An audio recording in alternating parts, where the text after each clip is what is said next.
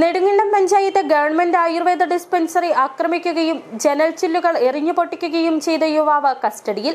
നെടുങ്കണ്ടം ചാറൽമേട് കല്ലേലുങ്കൽ ബിജുമോൻ ബാബുവാണ് പിടിയിലായത്. വ്യാഴാഴ്ച രാവിലെ 10:30ഓടെയാണ് കേസിനാസ്പദമായ സംഭവം. ഡിസ്പെൻസറിയിലെത്തിയ ബിജുമോൻ ശരീരവേദനയ്ക്ക് കുഴമ്പ് വേണമെന്ന് ആവശ്യപ്പെട്ടു. ഈ സമയം മറ്റു രോഗികളും ഇവിടെ ഉണ്ടായിരുന്നു. ഡോക്ടർ മീറ്റിംഗിന് പോയിരുന്നു.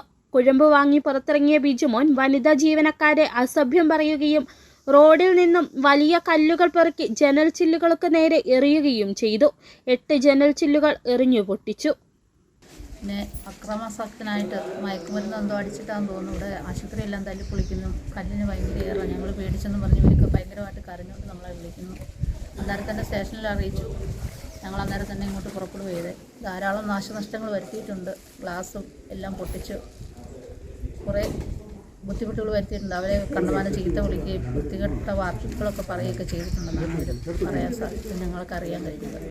ജീവനക്കാർ വിവരമറിയിച്ചതിനെ തുടർന്ന് നെടുങ്കണ്ടം പോലീസ് സ്ഥലത്തെത്തി പ്രതിയെ കസ്റ്റഡിയിലെടുത്തു. മദ്യലഹരിയിലായിരുന്നു ആക്രമണമെന്നും ഇയാൾ മദ്യപിച്ച് പ്രശ്നമുണ്ടാക്കുന്നത് പതിവാണെന്നും നാട്ടുകാർ പറഞ്ഞു. City vision, Nedumkandam.